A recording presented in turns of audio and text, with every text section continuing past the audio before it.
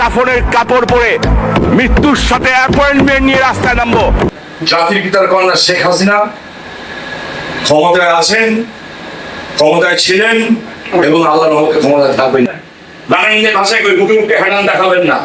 ওই ভয় দেখে লাভ নাই, এইটার 75 সন হবে না। কেউ যদি ভেবে থাকে আবার আপনারা ক্ষমতায় আসবেন, আমি আল্লাহর নামে চ্যালেঞ্জ করে বলে যাচ্ছি আজকে আসরের নামাজের সময়, ইনশাল্লাহ কসম খেয়ে বলছি আল্লাহর নামে, বিএনপি বাংলাদেশে ক্ষমতায় আসবে না।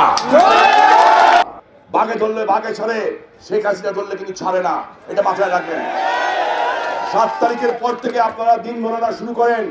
কখন খেলবেন, কয়টার সময় খেলবেন বলবেন, আমরা খেলবো এবং ওই খেলা আমরা জিতবো। আমাদের রাজনীতি তখন ছিল একটাই জিঘাংসা। আমরা খেলতে নামি, কিন্তু মাঠে কোনো খেলোয়াড় নাই, সব ভাগছে, সব ভাগছে।